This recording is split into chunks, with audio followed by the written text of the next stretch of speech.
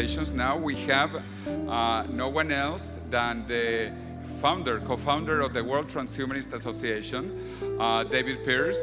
David, where are you? Oh, please come here. Come here while I introduce you. I admire the work of him. I also admire that he's a vegan. I wonder how you are eating in Spain, because in Spain there is a lot of meat.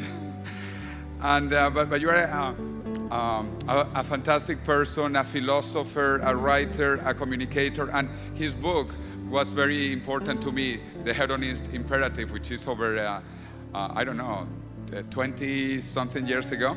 And now he's going to talk about the biohappiness revolution. So let's give a warm welcome to David, please.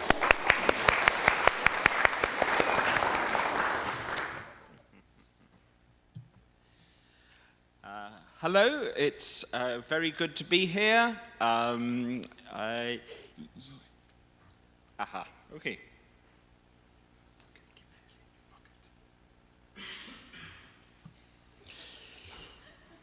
Yes, what is transhumanism? It's very simplistic, but I sometimes like to talk about the three supers. As I said, very, very simplistic, ignoring all manner of complexities, but yes.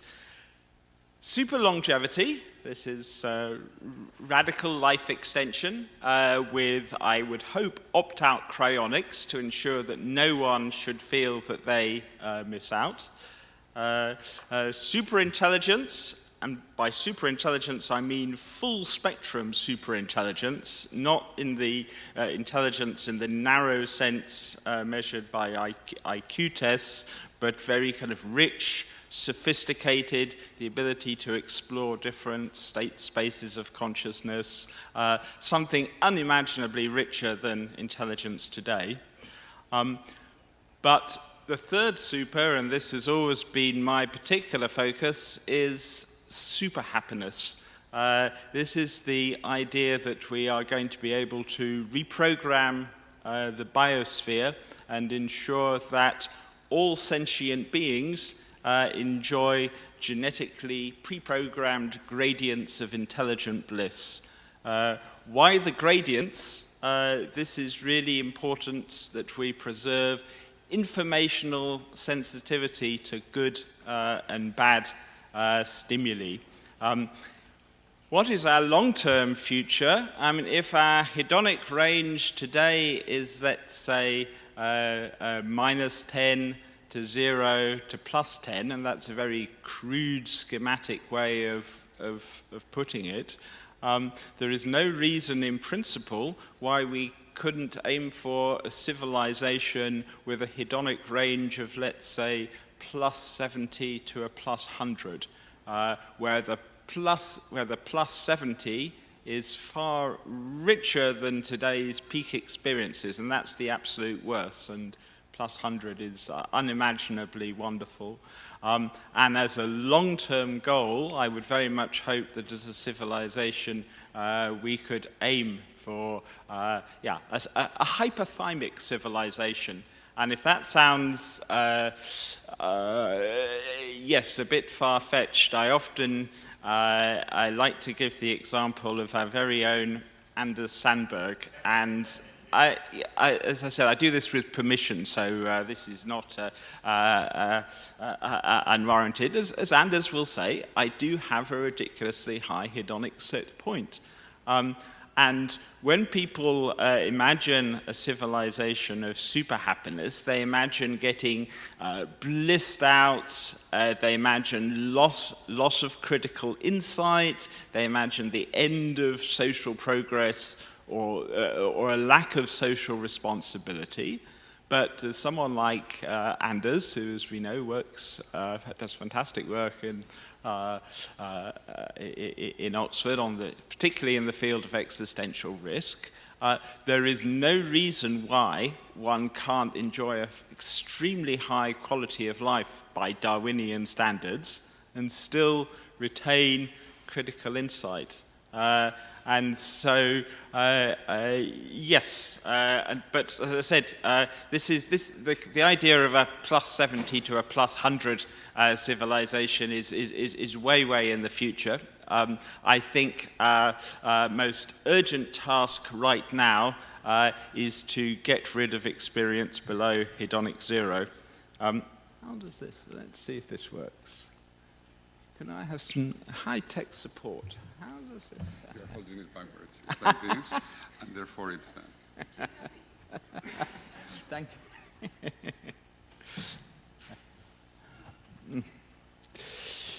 Yes, I mean, personally, this is from the Transhumanist Declaration. I would make it item 1. It's item 7. But transhumanism, people sometimes say it's a very selfish doctrine. It's all about me, me, me. On the contrary, no. Our aspiration is to the well-being of all sentience.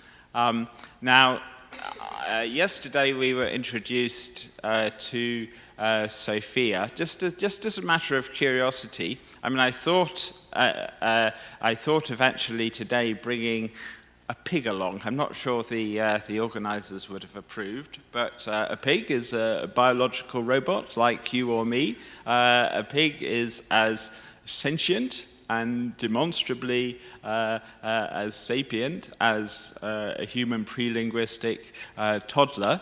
And I would very much favor rights for robots, rights for sentient robots. And so here is a question. Imagine that, yes, the proverbial burning building is on fire. Who do you rescue? And in the building is a pig, and in the building is Sophia.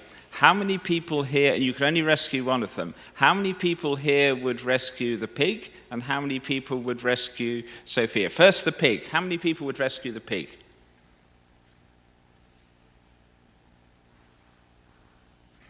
How many people would rescue Sophia?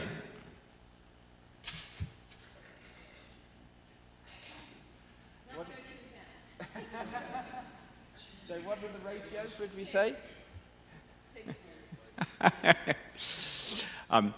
Now that was curiosity. I mean, as I said, I think Sophia, charming as she is just a digital zombie, whereas pigs are sentient beings, and sadly, pigs are treated in ways that if the victim were human, the perpetrators would be locked up for life.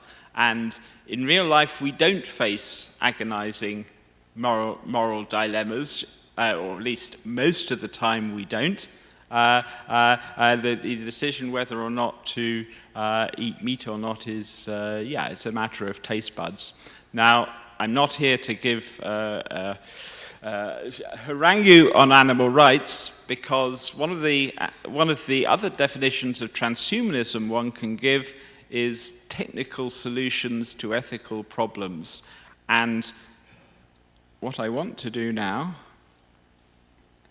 is three concrete and specific things that I would very much hope that transhumanists can lobby for, and I would very much hope if transhumanists start to take the levers of political power that they can put into effect. That will further the goal of phasing out the biology of involuntary suffering.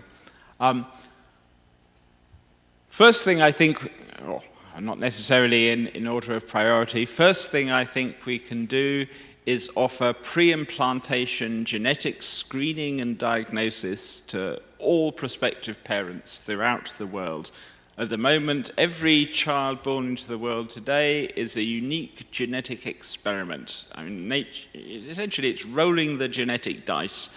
And sadly, natural selection didn't design us to be happy, at least not happy for long. This is the hedonic treadmill. But one of the advantages of decoding the human genome is that, essentially it's going to make the level of suffering in the biosphere an adjustable parameter. Just to deal, for example, with pain sensitivity, a single gene, it acts as a kind of volume knob for pain. And prospective parents could, in principle, make a choice. nonsense mutations of SCN9A abolish the capacity to feel pain altogether, and any kids born with a nonsense mutation of SCN9A have to lead cotton wool existence, and we're not ready for that yet. But there are dozens of other alleles of SCN9A, and we have the option of ensuring that all children are born with extremely high pain thresholds. You've probably met sort of genetic outliers, the kind of person, it's typically a male who describes pain as just a useful signaling mechanism.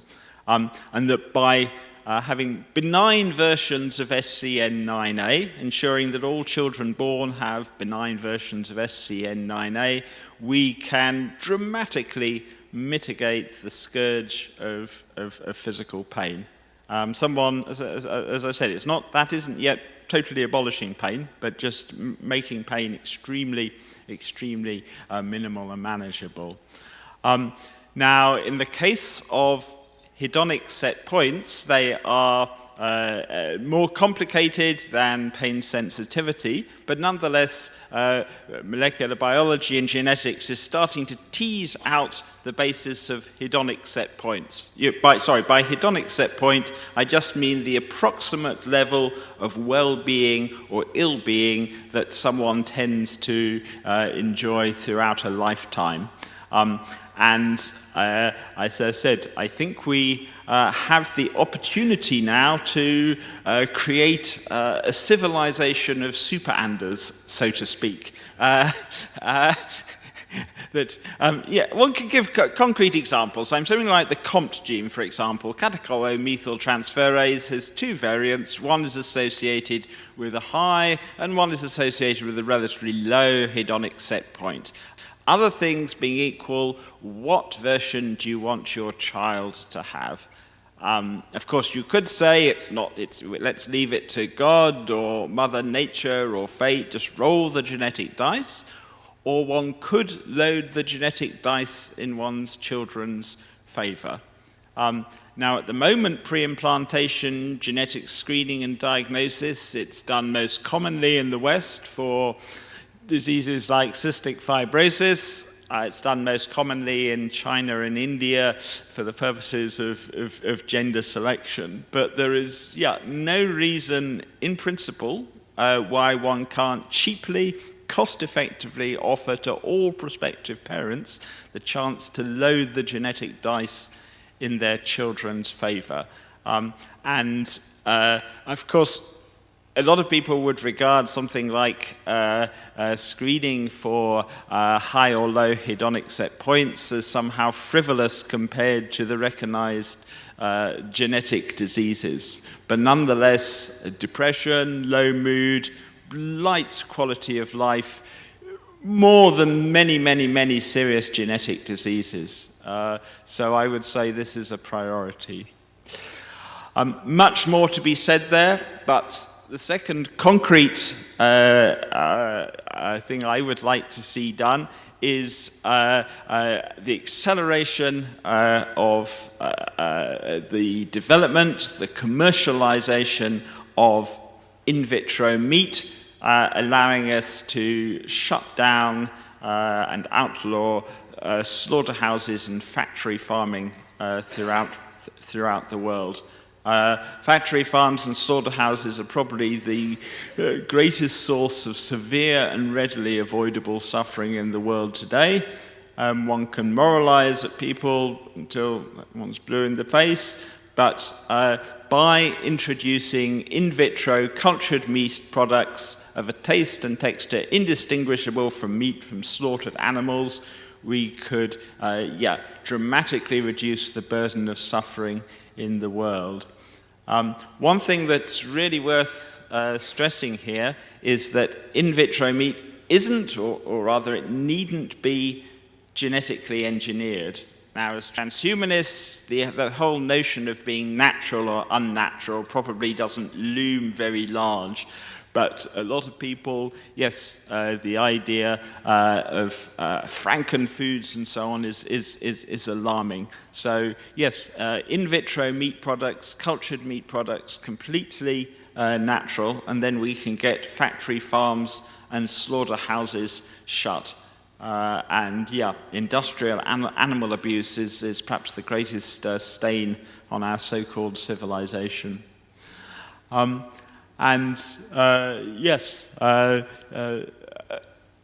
the third thing I would like to see is not merely pre-implantation genetic screening, but in the long run, CRISPR genome editing, both of humans, so that we can rewrite our genetic source code, hopefully so that, yes, life is based on gradients of intelligent bliss, but we can also spread the blessings of the biohappiness revolution to the rest of the living world. CRISPR-based synthetic gene drives, for example, are first of all going to be used to eliminate vector-borne disease such as malaria, but they can also be used in principle, though this will need a lot of research in secure environments. They can also be used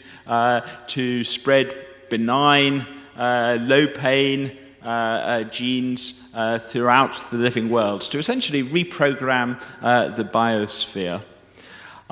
There is much, much more that could be said, but I thought rather than my talk and talk and talk, I would just like to use any remaining time we have to perhaps just take one or two questions or comments. Okay.